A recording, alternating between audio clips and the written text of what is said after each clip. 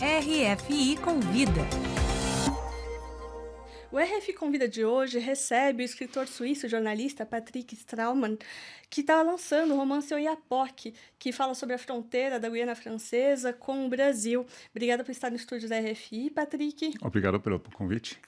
Patrick, para começar, você faz um mergulho na Amazônia e você vai atrás dos passos de um casal de exploradores. Queria que você nos apresentasse o Henri e a Octavie Coudreau. Pois é, o Henri, eles são, até na França, eles não são muito conhecidos. Eu acho que o drama, entre aspas, é que eles eram os últimos exploradores, viajantes nessa região, e não era mais a profissão assim que era super valorizada na época. Eles nasceram os dois no sudoeste da França e eles começaram a explorar a região em torno da Guiana Francesa e depois trabalharam para o governo do Pará republicano, né, depois do início da República. E o que me atraiu nessa história é que eles começaram como um casal clássico, bem conforme a época deles, e eles começaram a trabalhar juntos, quer dizer, eles inventaram, entre aspas, uma vida de casal que eu acho muito moderna, e depois eles, de uma certa maneira, desertaram da França para trabalhar para o Brasil. Isso também eu acho bem particular. Isso significa que eles mudaram completamente de vida. E eu acho que essa mudança na vida deles tem muito a ver com a experiência deles na Amazônia. O relato, ele faz uma costura da experiência desse casal com a sua experiência nessa região. Você foi para lá refazer um pouco desse trajeto de expedição. Queria que você contasse como foi ver essa região do Rio Amazonas, Rio Trombetas, Rio Oiapoque, 120 anos depois do que os Coudreau tinham escrito. Pois é, eu conheci um pouco o Amazônia, a parte, digamos, brasileira do Pará, da Amazônia, um pouco o estado do Amazonas também, mas eu não conheci nem o Amapá, nem a Guiana. Então, portanto, isso foi uma descoberta para mim. E eu diria que o que chamou a minha atenção é que o Amapá realmente parece uma ilha. Na verdade, ao norte tem a fronteira e o rio Oiapoque, né, e a fronteira com a França, mas ao sul tem essa fronteira natural que é o rio Amazonas. E a população vive um pouco como se vivesse numa ilha. Então, eu acho que todo o ritmo, a maneira de viver é bem diferente do que acontece, do que você pode viver lá ao sul do rio Amazonas. Para apresentar essa história, você vai costurando vários fatos históricos, desde a disputa de fronteiras, os planos de colonização dessa região, a exploração mineral, o ciclo da borracha. E eu queria destacar uma que me chamou muita atenção, que é a história da República de Cunani. Queria que você contasse pois um pouco isso disso. Também um pequeno acontecimento na história que está desconhecido, né, hoje, mas que eu achei muito interessante, porque, na verdade, tinha durante quase 2 séculos entre a França e o Brasil uma zona indefinida que cada um dos países queria integrar. A França queria que essa região fizesse parte da França e o Brasil achava quer dizer, primeiro o Portugal e depois o Brasil, queria integrar essa região no território brasileiro. E nessa indefinição a população decidiu, numa certa altura, de declarar a independência, mas isso foi uma aventura, quer dizer, que não tinha muita consequência para o mundo, porque é uma região muito pequena e é uma região também muito isolada, né? Mas esse território virou um espaço para aventureiros, para escravos que fugiram, para criminais que fugiram das prisões da Guiana. Então, essa sociologia, quer dizer, essa sociedade inventou, de uma certa maneira, uma nova vida e um novo jeito de viver que eu achei...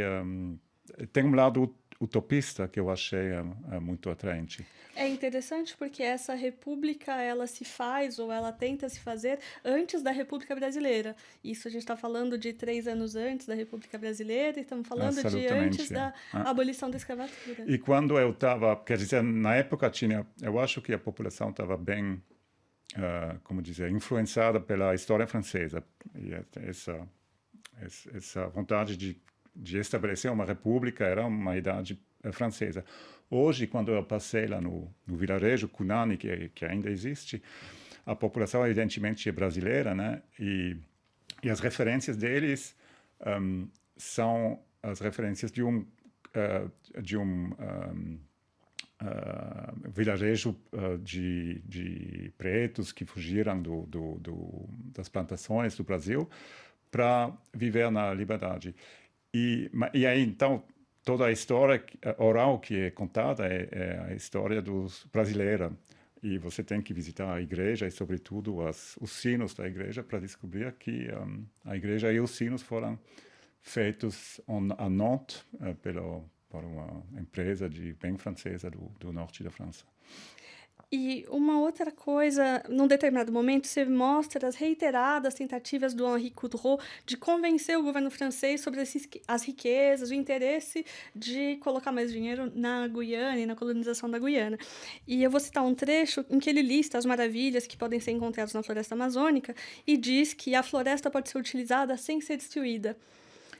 A gente não aprendeu nada com o Coudreau? Não, isso eu fiquei também surpreso agradavelmente, né? Ele tinha eu acho que ele escreveu bem, ele tinha um estilo, isso também eu descobri começando a ler os livros dele, eu acho que ele tinha um estilo muito agradável. Mas, além disso, ele tinha também uma intuição em relação ao que a floresta pode nos oferecer, e o carinho que a floresta precisa, inclusive para nós que queremos viver ter uma convivência com essa floresta. Ele falou sobre a deflorestação da região e falou o quanto isso poderia tornar difícil, né, o estabelecimento de cidades nessa região. Eu fiquei surpreso, eu acho que ele já tinha entendido muito, né? E ele vai falar até, tipo, o erro do desmatamento por causa do calor, para morar em regiões tão quentes quanto as equatoriais. E quando você, assim, no romance, quando você começa a contar sobre os momentos que você se embrenha pelos rios, ele tem um tempo de relato que é um pouco mais lento. Eu acho que isso que me fascinou. A primeira vez que eu fui para a Amazônia foi uns 25 anos atrás e eu voltei várias vezes depois. E cada vez eu fico realmente emocionado pelo ritmo de vida que é diferente. Não somente das sociedades, mas essa presença da natureza, o ritmo dos rios é algo que marca, que influencia a vida cotidiana, inclusive de nós visitantes e viajantes. E eu achei muito emocionante constatar isso, e eu acho também que essa experiência bem particular, que é uma viagem na Amazônia, influenciou os Coudreau, o casal, a tal ponto que eles decidiram mudar de vida. Eles queriam viver na Amazônia, eles não queriam mais voltar para a França. Quer dizer, a Octavie, depois da morte do esposo, né, ela enterra o esposo nas margens do rio Trombetas. Que provavelmente morreu de malária, né? Provavelmente ele morreu com 40 anos, bem jovem, né, de febre. E depois ela continuou as viagens como isso estivesse normal, né? Mas na época, para uma mulher viajando com os 10 homens, não era nada normal. E uns 6 anos depois, ela viajando sempre no quadro de missões dadas pelo governador ou do Pará ou do Amazonas. E 6 anos depois, ela foi voltar para o lugar onde ela enterrou o marido, tirou os ossos, né, da terra e levou tudo para os ossos, os restos mortais do marido para Angoulême.